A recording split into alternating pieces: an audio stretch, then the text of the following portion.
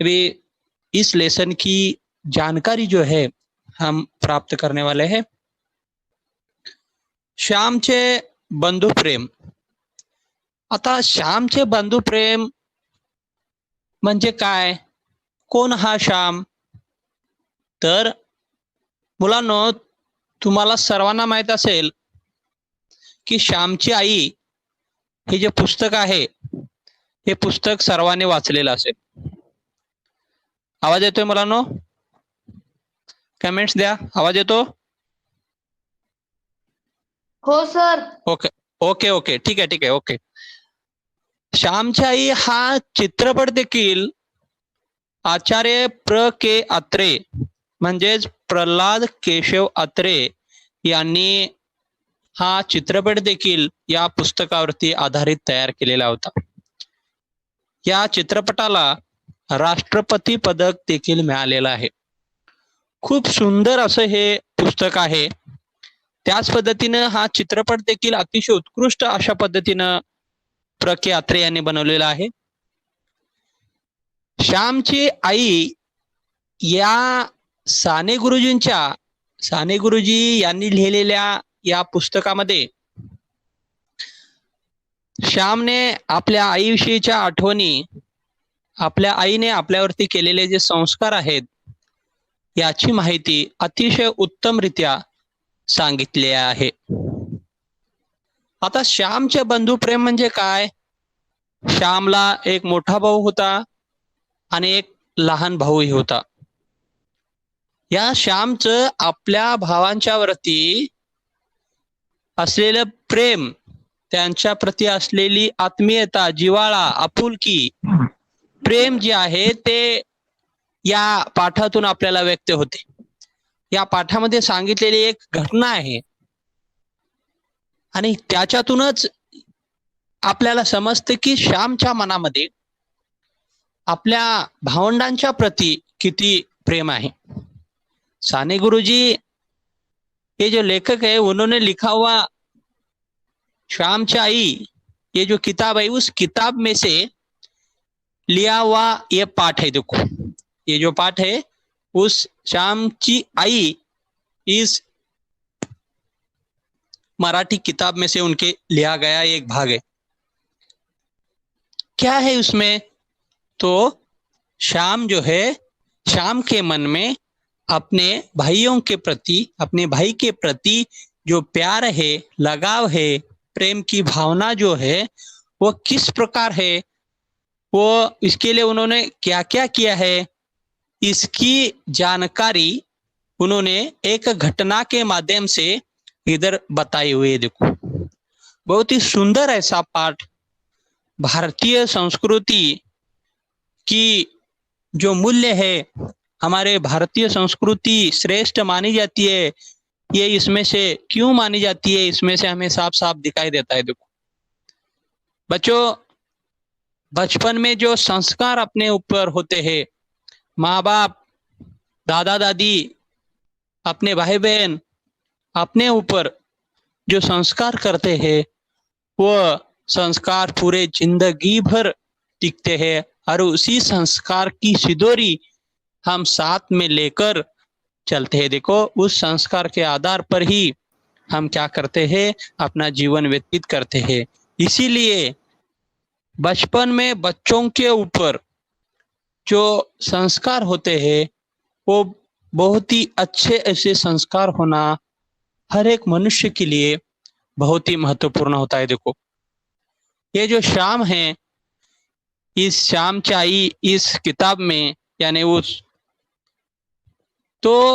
श्याम के ऊपर जो संस्कार किए, उसकी माँ ने बहुत ही अच्छे ऐसे संस्कार किए और उस संस्कारों के कारण ही साने गुरुजी अपने जीवन में इतने आगे बढ़ पाए.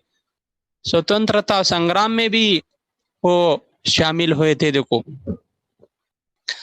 इसलिए उन्होंने आगे साने गुरुजी की जो जानकारी है वो लेखक परिचय में हम देखने वाले. सबसे पहले मैंने आप लोगों को बोला की श्यामचे बंधू प्रेम, बंधू म्हणजेच भाऊ, श्याम तर आपल्या भावांच्या विषयी असणारं प्रेम असं या पाठाचं जे नाव आहे त्याचं स्पष्टीकरण मी तुम्हाला सांगितलेलं आहे मुलांनो. आता तुम्हाला लक्षात आले असेल की या पाठाचा अर्थ म्हणजे नावाचा अर्थ काय आहे. याचे जे लेखक आहेत ते साने गुरुजी. आता साने गुरुजी यांच्याविषयी आपण थोडक्यात माहिती घेणार आहोत. आता साने गुरुजी म्हणजे कोण, तर साने गुरुजींचं पूर्ण नाव पांडुरंग सदाशिव साने.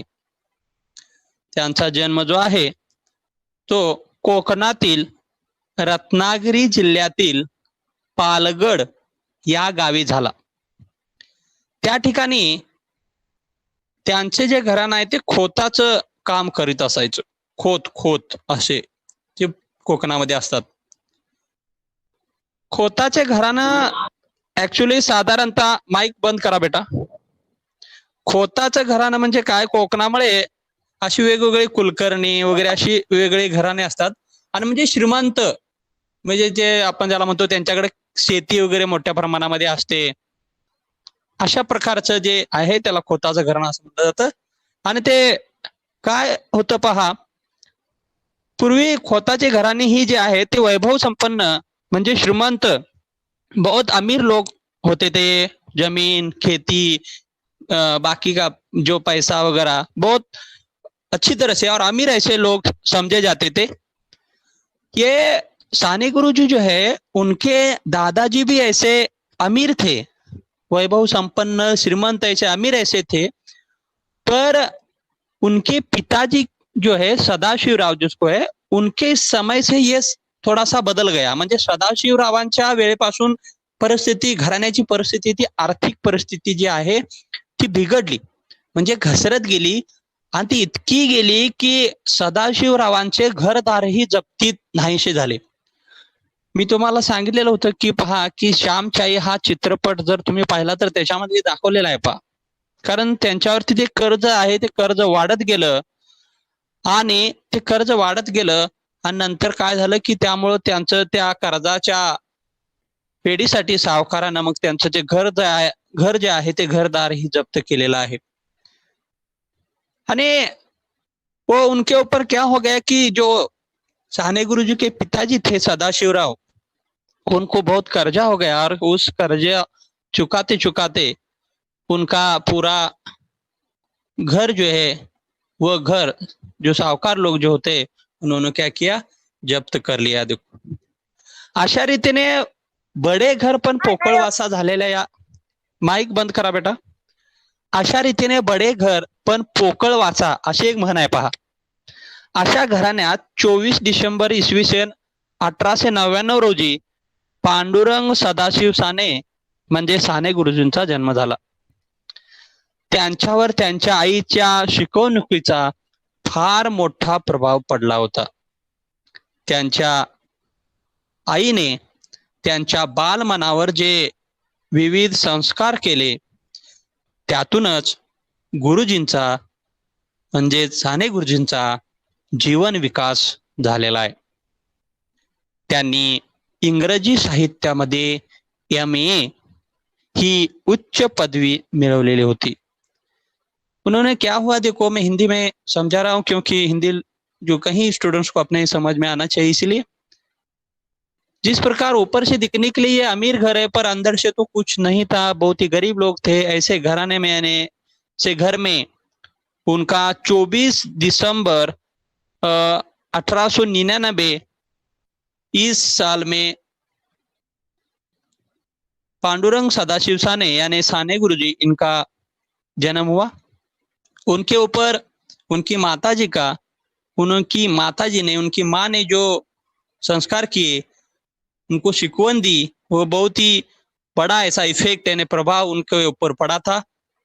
और उसकी मम्मी के संस्कार के कारण उसके बाल मन के ऊपर जो संस्कार हो गए, उसके कारण ही भविष्य के जीवन में यानी भविष्य में उनका जो जीवन का विकास है वो बहुत अच्छी तरह से हो चुका है. देखो बाद में उन्होंने इंग्लिश इस विषय में इंग्लिश लिटरेचर जो है, साहित्य जो है, उसमें एमए की जो उच्च पदवी जो है, डिग्री जो है, वो उन्होंने हासिल की है. शिक्षण पूर्ण झाल्यावर त्यांनी अमळनेर जे आहे या ठिकाणी तेथील प्रताप हायस्कूल या ठिकाणी शिक्षक म्हणून 6 वर्ष जे आहे काम केलेले आहे. 1924 ते 1930 या कालावधीमध्ये त्यांनी नोकरी केलेली आहे हायस्कूल शिक्षक म्हणून. प्रताप हायस्कूलच्या वसतिगृहाची जबाबदारी सांभाळताना त्यांच्यातील शिक्षकाला अधिक वाव मिळाला. त्यांनी वसतिगृहातील विद्यार्थ्यांना स्वतःच्या उदाहरणातून स्वावलंबनाचे धडे दिलेले आहेत. सेवा वृत्ती शिकवली. अंमळनेर येथील प्रताप तत्वज्ञान केंद्र येथे त्यांनी तत्वज्ञानाचा अभ्यासही केलेला है. यानी उन्होंने क्या किया, देखो अपनी शिक्षा पूरी होने के बाद यानी एमए के बाद वो अमळनेर इस गांव में एक हाई स्कूल है जिसका नाम है प्रताप हाई स्कूल. उस प्रताप हाई स्कूल में अध्यापक यानी टीचर की उन्होंने नौकरी की 6 साल. कहाँ से कहाँ तक? 1924 से 1930 तक. उस नौकरी करते समय उन्होंने हॉस्टल में जो हॉस्टल की जिम्मेदारी रहती है, वसतिगृह जिसको हम बोलते हैं, बहुत ही अच्छी तरह से उन्होंने अपनी जिम्मेदारी निभाई है. और वो करते समय उनकी जो टीचर की जो भावना है उस काम करने को उसको बहुत स्कोप मिला है, जिसको वाव ऐसे कहते हैं. देखो मराठी में वाव मिळाला म्हणजे यानी स्कोप उसको मिल गया. उन्होंने खुद के उदाहरण से बच्चों को ऐसे स्वावलंबन यानी क्या, खुद के काम खुद करना. महात्मा गांधी जी देखो जिस प्रकार खुद के काम खुद करते थे, उसी प्रकार ये साने गुरुजी ने भी खुद अपने काम करके बच्चों के सामने एक आदर्श जो है वो आदर्श रखा हुआ है. देखो, और उन बच्चों को उन्होंने बताया कि स्वावलंबन बहुत ही महत्वपूर्ण होता है. स्वावलंबन की शिक्षा उन्होंने दी. साथ साथ अमळनेर यहाँ उन्होंने एक तत्वज्ञान का केंद्र भी जो था, उधर से उन्होंने तत्वज्ञान का पढ़ाई भी किया है. देखो, इसवी सन 1928 साली त्यांनी विद्यार्थी हे मासिक सुरू केले. उन्होंने 1928 साल में विद्यार्थी नाम का एक मासिक यानी क्या, महीने में एक बार जो प्रकाशित होता है यानी जो पब्लिश होता है उसको मासिक ऐसा कहा जाता है. देखो, जिसको हम पाक्षिक, साप्ताहिक, दैनिक ऐसे शब्द आप सुनते हो, देखो उसी प्रकार जिसको वो कहते हैं मासिक. त्यांच्यावरती महात्मा गांधींच्या विचारांचा म्हणजे साने गुरुजींच्यावरती महात्मा गांधींच्या विचारांचा फार मोठा प्रभाव होता. इसवी सन 1930 साली त्यांनी शिक्षकाची नोकरी सोडून सविनय कायदेभंगाच्या चळवळीमध्ये भाग घेतला. उन्होंने क्या किया, वो टीचर की नौकरी जो है वो छोड़ दी 1930 इस साल में. क्यों? तो उनको सविनय कायदेभंग, इतिहास में आप लोगों ने हिस्ट्री में पढ़ा है कि सविनय कायदेभंग, क्योंकि साने गुरुजी के ऊपर महात्मा गांधी जी के विचारों का प्रभाव था, इफेक्ट था. इसीलिए उनको सविनय कायदेभंग, ये जो आंदोलन चल रहा था, चळवळ जो चालू होती, उसमें पार्टिसिपेंट होना था, इसीलिए उन्होंने अपनी टीचर की नौकरी छोड़ दी. माइक बंद करो बेटा. त्यांनी काँग्रेस नावाचे साप्ताहिक काढले. साप्ताहिकाने आठवड्यातून प्रकाशित होणारे जे असतं त्याला साप्ताहिक असं म्हणलं जातं. त्या कालावधीमध्ये शेतकऱ्यांच्या म्हणजे दुष्काळ पडलेला होता आणि दुष्काळात शेतकऱ्यांची करमाफी व्हावी म्हणून त्यांनी प्रयत्न देखील केलेले आहेत. जळगाव जिल्ह्यातील फैजपूर येथील काँग्रेसचे अधिवेशन 1936 साली जे भरलेलं होतं पहा, त्याच पद्धतीनं ती यशस्वी होण्यासाठी त्यांनी खूप प्रयत्न केलेले आहेत, काम केलेले आहेत. त्याच पद्धतीनं 1942च्या चळवळीत भूमिगत राहून स्वातंत्र्याचा प्रचार देखील त्यांनी केलेला आहे. उन्होंने 1942 में जो आंदोलन चल रहा था, चळवळ भूमिगत रहकर यानी छुपके से रहकर स्वतंत्रता का प्रचार उन्होंने किया था. फैजपुर इस गांव में जो अधिवेशन हुआ था, उस गांव अधिवेशन में महात्मा गांधीजींच्या विचारसरणीस अनुसरून त्यांनी महिला वाहने व ग्राम स्वच्छतेची इतर कामे देखील त्यांनी स्वतः केलेली. त्याने स्वच्छता देखील, ग्राम स्वच्छता उन्होंने की है. देखो, त्यांनी राष्ट्र सेवा दलाची स्थापना केली. पत्री नाम का उनका एक काव्य संग्रह है. देखो, उस पत्री नाम के काव्य संग्रह के माध्यम से उन्होंने क्या किया, देशभक्ति पर जो कविताएं हैं वो प्रसिद्ध उन्होंने किए. देखो, उनमें से एक बल सागर भारत हो, विश्वात शोभनी राहो है. देखो, ये गीत भी है. देखो, ये कविता, ये ऐसी कविताओं ने क्या हुआ, जो स्वतंत्रता के लिए काम कर रहे लोगों को प्रेरणा मिल गई और उनका साने गुरुजी की कविताओं की जो प्रभाव है वो लोगों के ऊपर बढ़ता ही चला गया. इसीलिए ब्रिटिश सरकार ने क्या किया, ये जो साने गुरुजी का जिनका वो पत्री नाम का जो काव्य संग्रह है, उनकी जो प्रति थी यानी उनकी जो किताबें वो जब्त किया. देखो, समाज में जो जाति भेद है, अस्पृश्यता है, इसकी जैसी जो अनिष्ट गलत प्रथा, रूढ़ी, परंपरा, इनको साने गुरुजी ने हमेशा विरोध किया. आप लोगों को मालूम है कि महाराष्ट्र का एक प्रसिद्ध ऐसा मंदिर है पंढरपुर का, जो विठल मंदिर है. देखो, पहले पंढरपुर के विठल मंदिर में हरिजन लोगों को प्रवेश नहीं था. तो पंढरपुर के विठल मंदिर में हरिजन लोगों को, बाकी के सर्वसामान्य लोगों को प्रवेश मिलना चाहिए. इसीलिए साने गुरुजी ने 1946 के समय महाराष्ट्र का दौरा किया, लोगों को उन्होंने जागरूक किया और इसके लिए उन्होंने क्या किया, महात्मा गांधी जी का वो उन्होंने सपोर्ट मांगा था. सपोर्ट लेने की कोशिश की पर वो लास्ट तक नहीं मिला. इसीलिए लास्ट में उन्होंने क्या किया, अनशन किया. देखो, यानी उपोषण जिसको हम बोलते, उपोषण का मार्ग त्यांनी अवलंबला आणि त्याच्यामध्ये त्यांना यश मिळालं. आणि काय झालं बघा, एका पांडुरंगाने म्हणजे पांडुरंग सदाशिव साने, एका पांडुरंगाने दुसऱ्या पांडुरंगाला खऱ्या अर्थाने मुक्त केले. याने पांडुरंग सदाशिव साने, इन्होंने पंढरपुर के जो विठ्ठल है उसका ही दूसरा नाम क्या है, पांडुरंग. उस पांडुरंग को ने सही अर्थ से मुक्त किया. इसका मतलब उनके मंदिर में सर्वसामान्य लोगों को प्रवेश उन्होंने करके दिया, ये अनशन करके.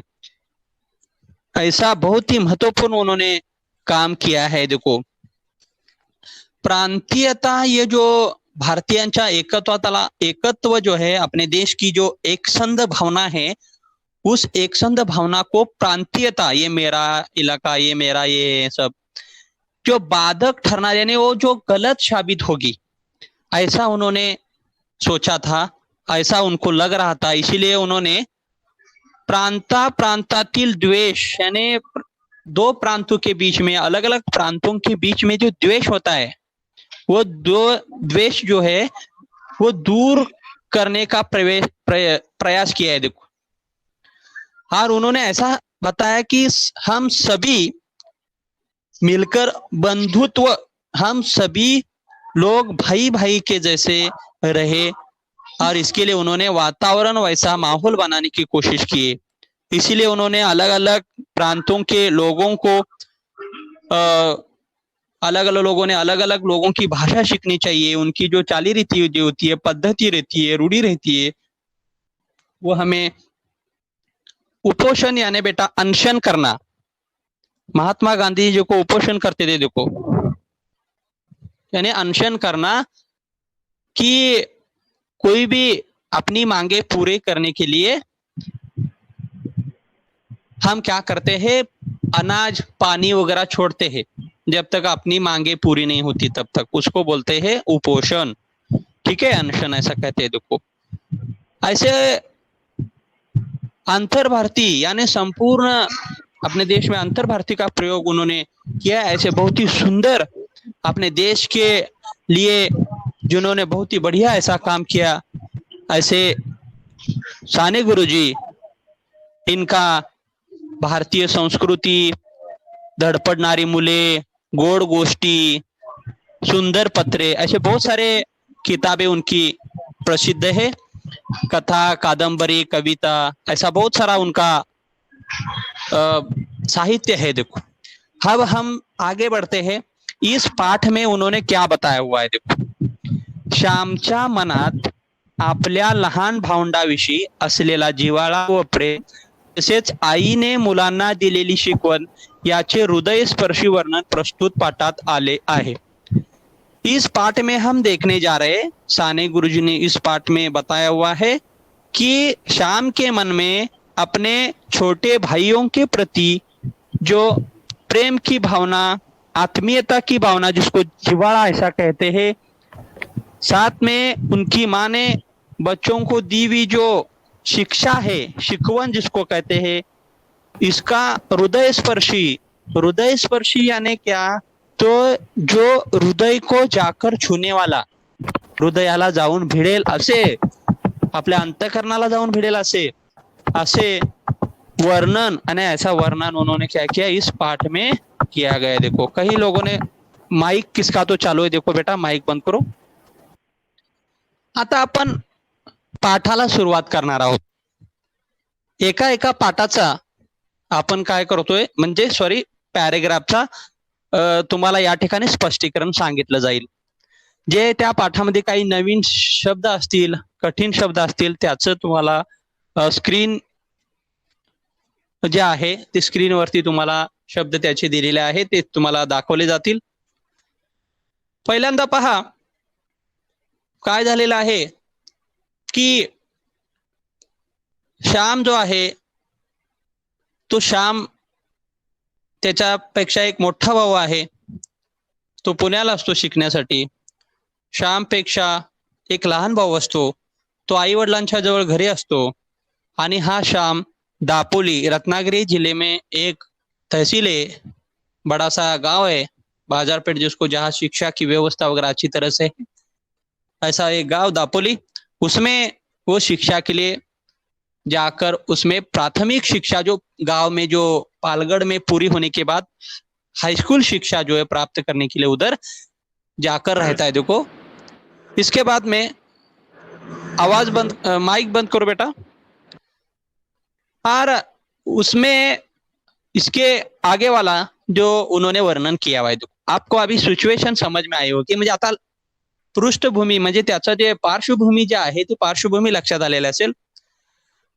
मे महिन्याची सुट्टी संपून मी परत दापोलीस शिकावयास गेलो। माईक बंद करा, माईक बंद करा बेटा। शाळा सुरू झाली, पावसाळाही सुरू झाला, तप्त जमिनीला मेघ शांत होऊ लागले। माईक बंद करा। तापलेल्या जमिनीवर पाणी पडे व कसा सुंदर वास सुटे। नवीनच पाऊस जेव्हा सुरू होतो तेव्हा मातीचा एक रम्य सुंदर वास सुटत असतो।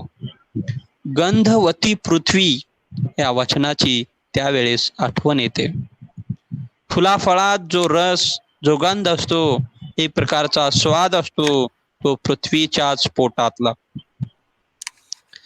याच्यामध्ये पहिल्या पॅरेग्राफ मध्ये आता काय म्हणलेलं आहे पहा, की मे महिन्याची जी सुट्टी आहे ती आता संपलेली आहे। जून महिन्यामध्ये आपल्या शाळा सुरू होतात। पहा की कुणाचा तरी माईक बेटा चालू आहे, माईक प्लीज बंद करा, सगळ्यांना व्यवस्थित ऐकायला जाऊ दे। मे महिन्याची सुट्टी संपली, जून महिना सुरू झाला की आपल्याला शाळेचे वेध लागतात। शाळा आता सुरू होईल असं वाटायला लागतं।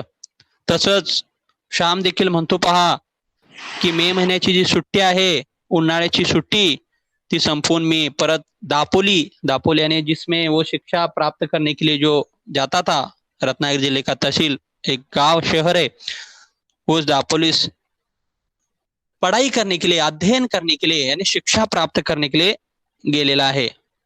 यानी मैं गया उधर, मई महीने की छुट्टी खत्म करके मैं दापोली इस गांव में अध्ययन करने के लिए, पढ़ाई करने के लिए गया, ऐसा उन्होंने बोला है. देखो, शाळा सुरू झाली, पावसाळाही सुरू झाला. आपल्याला माहिती आहे पहा की आता पण यावर्षी लवकरच पावसाळा सुरू झालेला आहे केरळमध्ये. तुम्ही आता न्यूज मध्ये ऐकलेलं असेल की मान्सून जो आहे तो मान्सून दाखल झालेला आहे.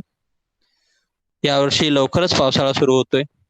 जून महिन्यामध्ये जसे शाळा सुरू झाली आणि त्या शाळा सुरू झाली तशी पावसाळाही सुरू झाला. आपल्याकडे बघा जवळजवळ 15 जूनच्या दरम्यान शाळा सुरू होतात आणि त्याच वेळी काय होतात की पावसालाही सुरुवात होते पहा. यानी उसी जब भी ये स्कूल चालू होता है तभी बारिश को भी शुरुआत होती है. देखो, तप्त जमिनीला मेघ शांत होऊ लागले. धूप काल में यानी मई महीने में कडक जो है उन्हामुळे जमिनीला भेगा पडलेल्या असतात आणि जमीन खूप तापलेली असते. पावसाळ्यामध्ये ज्यावेळी पाऊस यायला लागतो, पावसाचे पहिले थेंब, पहिला पाऊस ज्यावेळी येतो, त्या पावसाचे थेंब ज्यावेळी या तापलेल्या जमिनीवर पडतात त्यावेळी त्या मातीचा अतिशय सुंदर मनमोहक असा सुवास जो आहे तो सगळीकडे, म्हणजे सुगंध जो आहे, मृदगंध ज्याला आपण म्हणतो, तो सगळीकडे काय होतो, पसरतो पहा. तप्त म्हणजे काय, ब्लॅकबोर्ड वरती मी लिहिलेला आहे पहा मुलांनो, या ठिकाणी स्क्रीन वरती तुम्हाला दिसेल. तप्त म्हणजे उष्ण किंवा गरम जे आहे त्या अशा जमिनीला, तापलेल्या जमिनीला शांत, शांतवू म्हणजे शांत करण्याचं काम जे आहे. कारण त्या तप्त जमिनीवरती पाऊस पडल्यानंतर ती तापलेली जमीन थंड होते आणि ज्यावेळी पहिले थेंब त्या जमिनीवरती पडतात त्यावेळी त्या मातीचा एक सुगंध सर्वत्र पसरतो आणि तो सुगंध आपण घेतल्यानंतर आपल्याला लक्षात येतं, अरे वा, काय सुगंध मातीचा सुटलाय. तुम्ही देखील याचा सुगंध घेतलेला असाल पहा मुलांनो, की ज्या ठिकाणी बरेही आपण काही विद्यार्थी आपले त्याच्यामध्ये शहरामध्ये राहत असतील, परंतु ज्या ठिकाणी आपल्या नातेवाईकांच्या किंवा आजी आजोबांच्या गावी वगैरे आपण गेल्यानंतर आपण पाहिलेला असेल की त्या ठिकाणी तुम्हाला तो कधीतरी का असेना तो सुगंध घ्यायला मिळालेला असेल.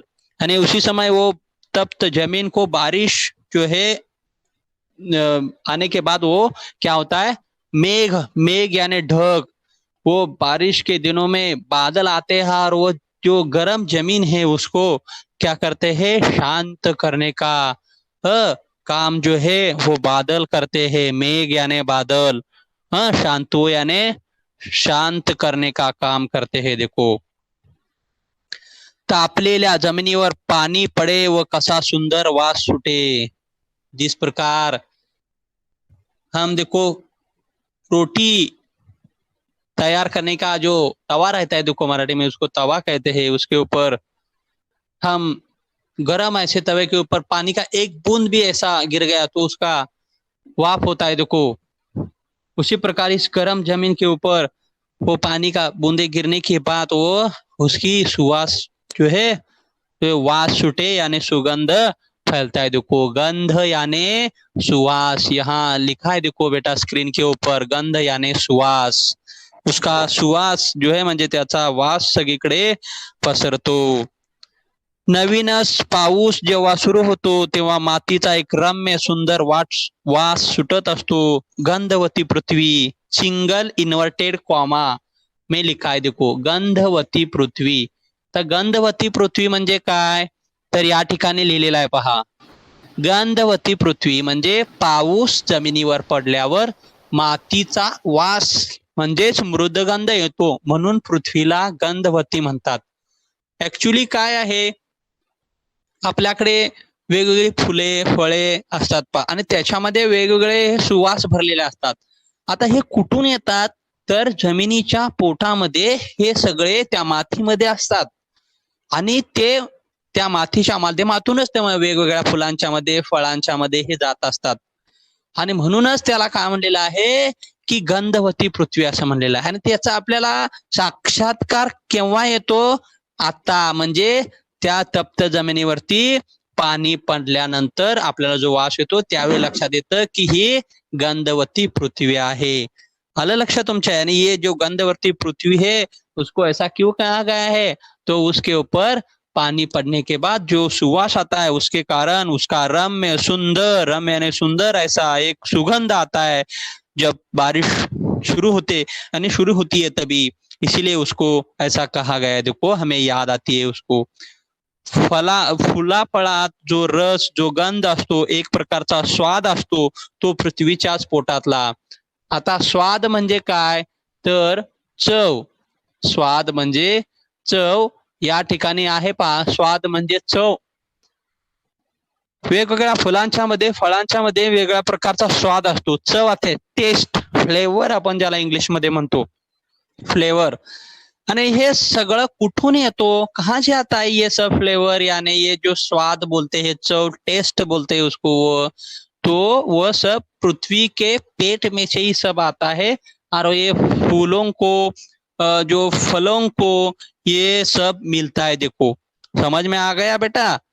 सभी लोगों को ये पहला जो पैराग्राफ है, यानी जो उतारा क्रमांक 1 जो आहे तो लक्षात आला असेल तुमच्या.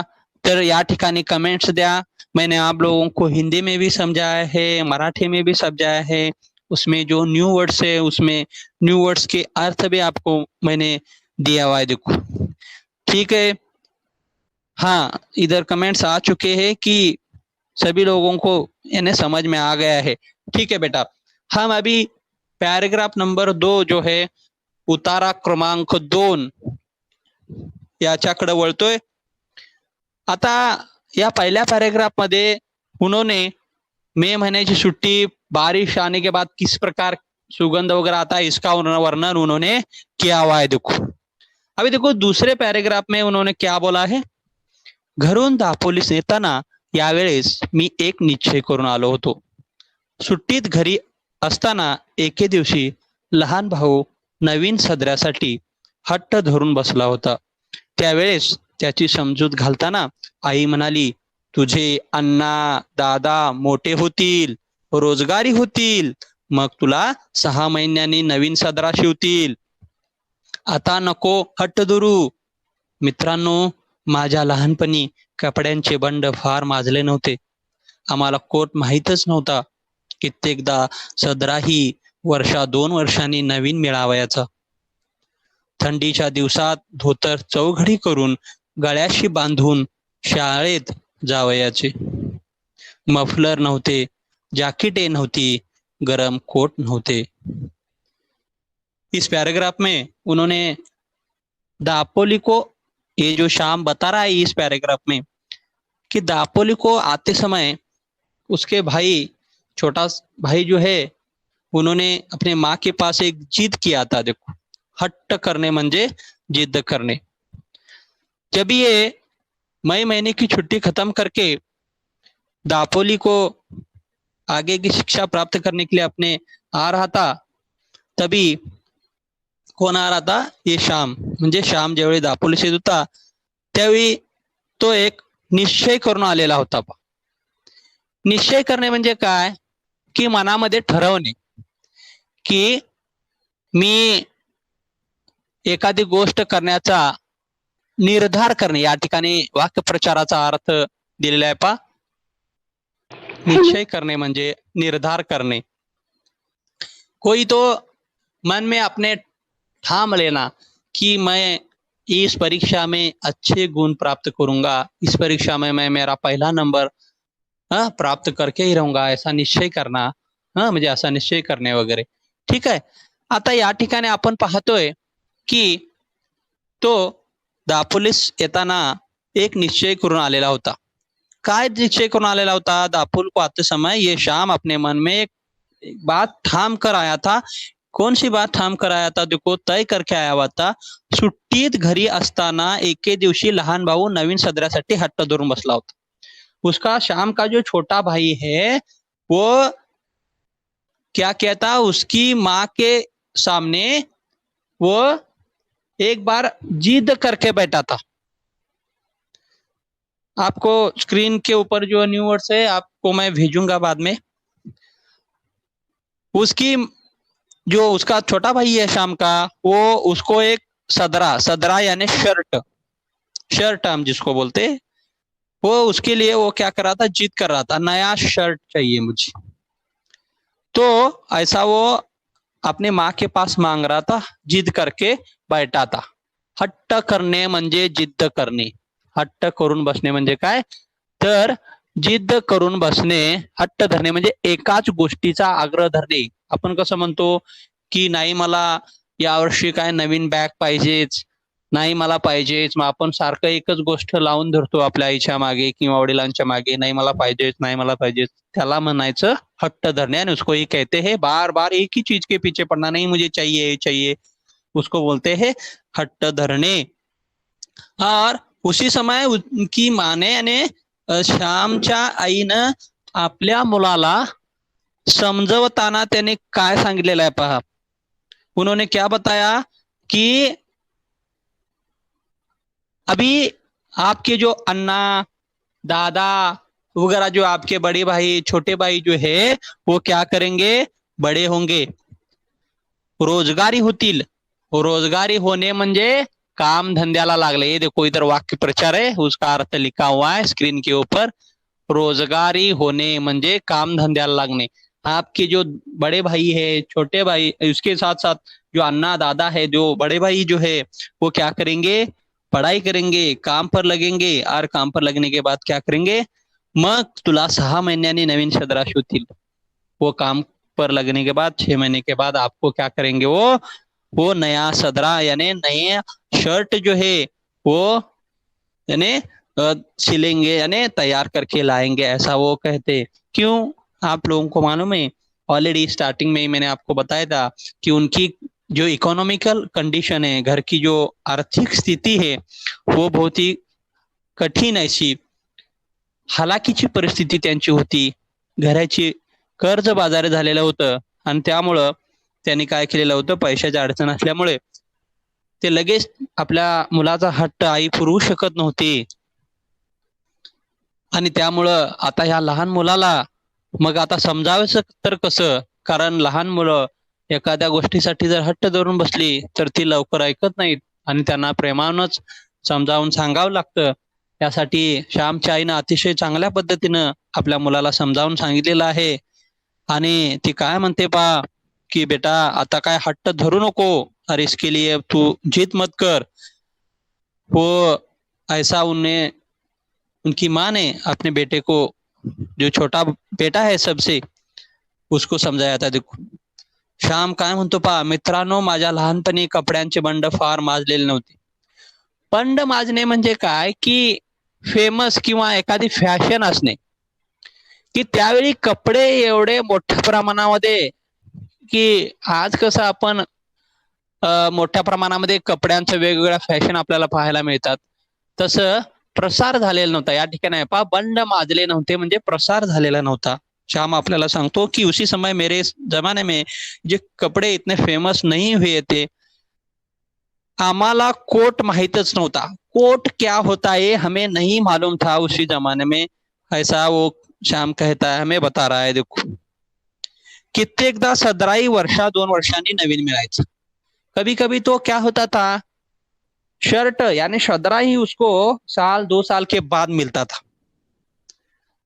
थंडीच्या दिवसात धोतर चौघडी करून गळ्याशी बांधून शाळेत जावायचे।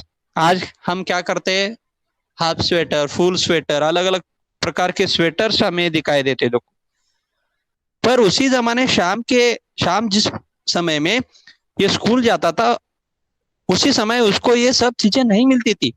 एक तो उस कपड़ों का इतना प्रसार नहीं हुआ था, दूसरी बात उनकी इकोनॉमिकली कंडीशन, इसीलिए वो ठंड से बचने के लिए क्या करते थे, ठंडी के दिनों में, सर्दी के मौसम में जो धोतर होता है, धोतर सफेद कलर का धोतर रहता है, देखो जिसको धोती कहते हैं, गांव में बूढ़े लोग वगैरह पहनते, देखो ज्यादातर राजस्थानी लोग वगैरह ऐसा पहनते देखो।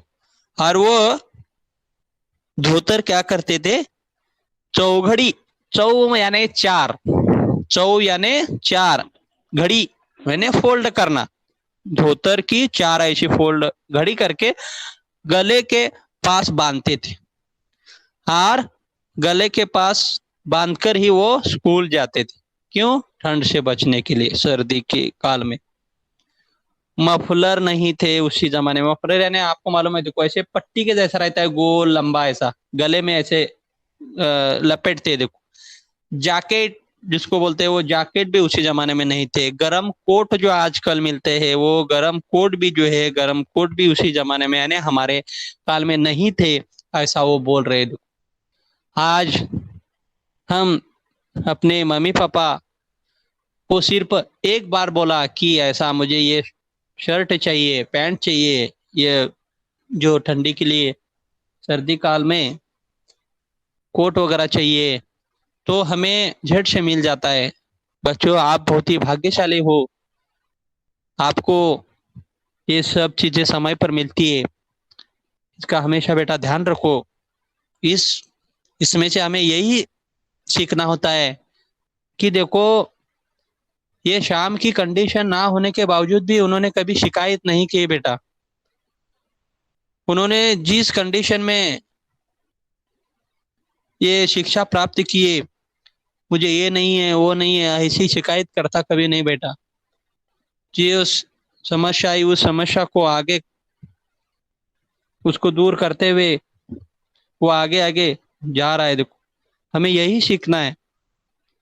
कौन सी भी परिस्थिति आई, तो उस कौन सी भी परिस्थिति आई तो उस परिस्थिति में से हमें गुजरना है। देखो, इसी प्रकार इस पैराग्राफ में उन्होंने, अपनी माँ ने अपने बेटे को शर्ट के लिए जो जिद कर रहा था उसको किस प्रकार समझाया है देखो, और अपने समय में किस प्रकार कपड़े ज्यादा फेमस यानी उनका प्रसार ज्यादा नहीं हुआ था, इसकी जानकारी दी हुई है। देखो, आज के इस पीरियड में हमने देखा, दो पॅरेग्राफ देखे, म्हणजे दोन उतारे पाहिलेले आहेत।